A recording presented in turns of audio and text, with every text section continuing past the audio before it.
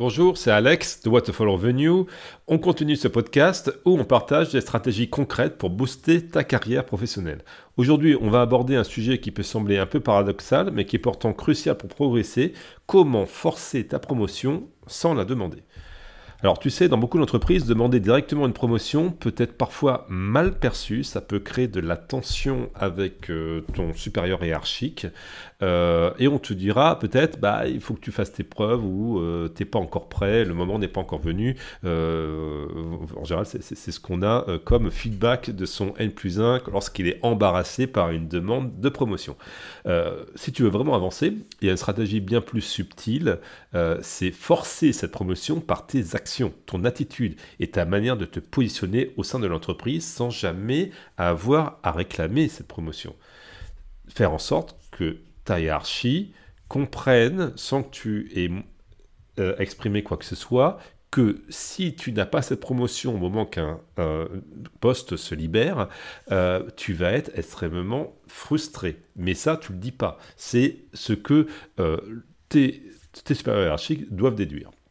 Donc, on va voir aujourd'hui comment tu peux faire en sorte que ton entreprise n'ait pas d'autre choix que de te donner cette promotion.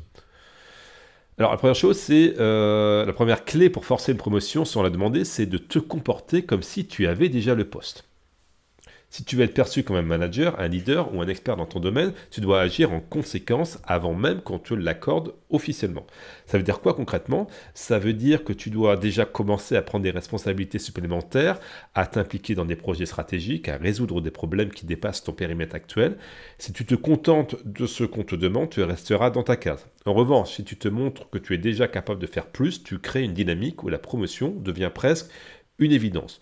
Attention quand même à ne pas empiéter sur ton boss, qu'il faut, avec ce type de comportement, il ne faut pas que tu agaces ton N+1, il ne faut pas que ça agace non plus tes autres collègues horizontaux. Donc voilà. Alors, on va prendre un exemple fictif de Guillaume, qui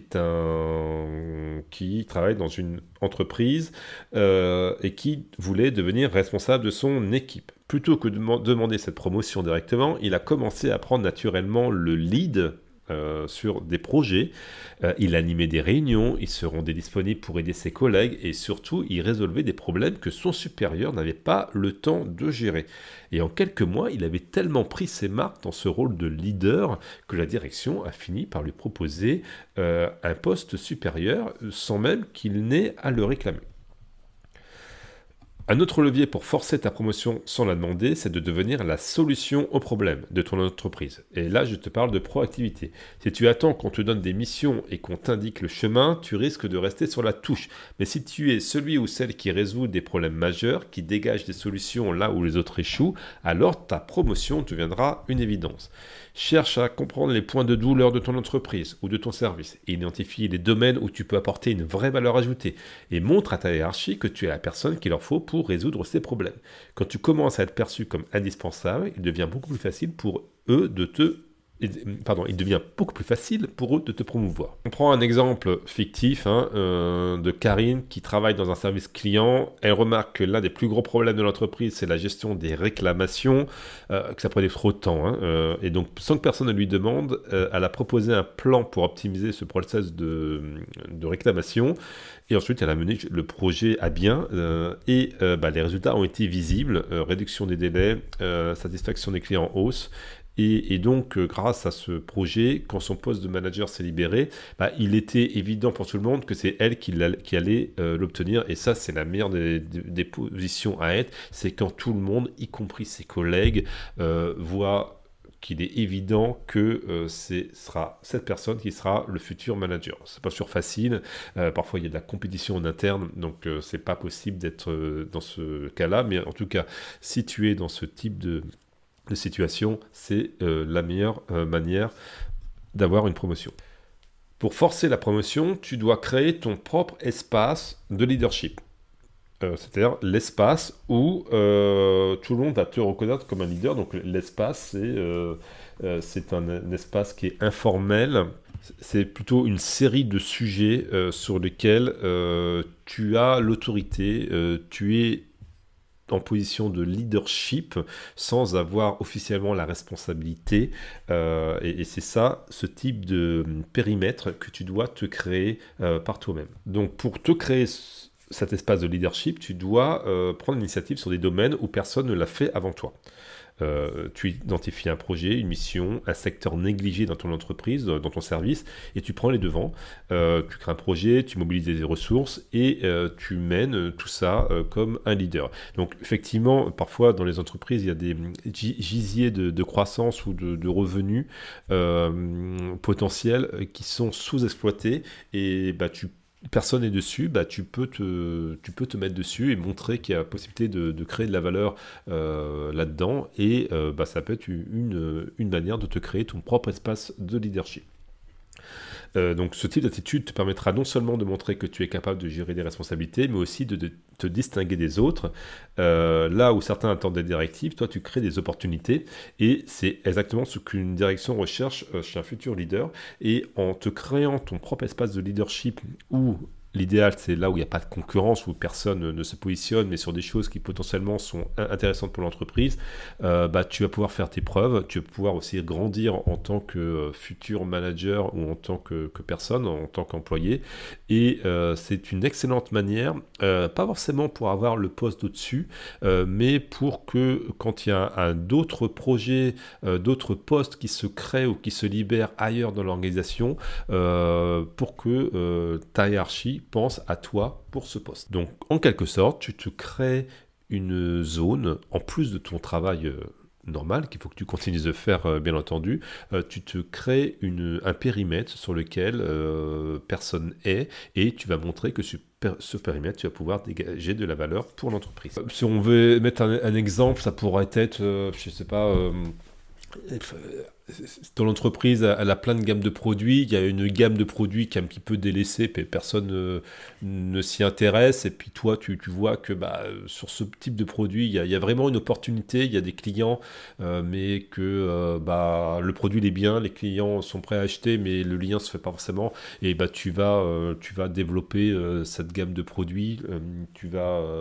Voilà, par exemple, et tu vas montrer que quelque chose, une gamme de produits qui dormait dans le catalogue, il y a vraiment un vrai potentiel sur cette gamme de produits et que ça peut devenir un gisier de croissance pour ton entreprise. Et tu mènes la croissance de cette gamme de produits à bien. Bon, c'est un exemple fictif pour illustrer, mais à toi de trouver les exemples cohérents par rapport au type de poste que tu occupes. Tu te souviens de notre épisode précédent sur les alliances stratégiques? Eh bien, ça revient ici dans cet épisode, car ton réseau interne est un levier puissant pour forcer ta promotion. Si tu es soutenu par les bonnes personnes, si tu es entouré d'alliés influents, ils vont être tes meilleurs ambassadeurs pour pousser ta candidature à des postes plus élevés. C'est ce que je disais donc dans l'épisode précédent de podcast. Donc ces alliances, elles se construisent en tissant des liens, en apportant de la valeur, en étant un acteur clé des projets transversaux. Quand plusieurs personnes influentes commencent à parler de toi en bien, à partager tes réussites ou à te recommander dans des cercles de décision, la direction finit par te prendre au sérieux et va commencer à germer l'idée que tu pourrais être prêt pour occuper le poste supérieur. Si tu veux des techniques concrètes pour développer ton influence en interne, je te conseille de suivre la formation Carrière Booster qui est incluse dans le pack de formation Waterfall Avenue et qui a une série d'exercices très concrets, très pratiques à mettre en place dans ton entreprise sur des durées de plusieurs semaines, une durée de 3 mois, c'est un cycle de 3 mois. Justement, ça va t'expliquer, ça va te prendre par la main la formation pour vraiment créer ce réseau interne dans ton entreprise et il y aura des exercices concrets à faire dans ton entreprise pour améliorer ta visibilité et ton influence. Dernier point, si tu veux forcer ta promotion, il ne suffit pas d'être simplement bon dans ce que tu fais. Être bon dans ton poste actuel, c'est bien, mais ce n'est pas suffisant pour grimper. Il faut que tu montres que tu as plus à offrir, que tu es déjà prêt pour le niveau suivant. Ne te contente pas de tes missions quotidiennes, va chercher de nouvelles responsabilités. Sois force de proposition et montre que tu es capable de voir plus loin. Un manager ou un directeur qui n'est pas seulement quelqu'un de compétent, c'est quelqu'un qui a une vision globale, qui anticipe les problèmes avant même qu'ils ne surviennent.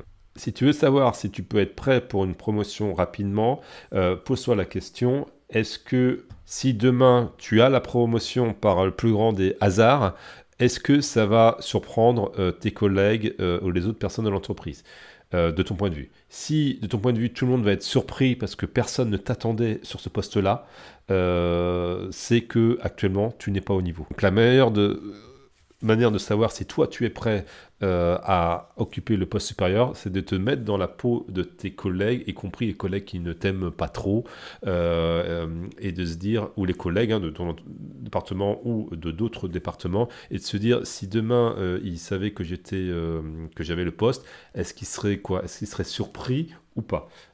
Si de ton point de vue, ils ne seraient pas surpris, eh ben c'est certainement tu es prêt à avoir une promotion. Évidemment, pour faire cet exercice de projection dans ta tête, tu dois être extrêmement honnête intellectuellement avec toi-même pour pas te voiler la face. L'idéal, c'est que quand tu es promu, c'est une surprise pour personne. Tout le monde sait que depuis longtemps, tu pensais et t'agissais comme quelqu'un du niveau supérieur.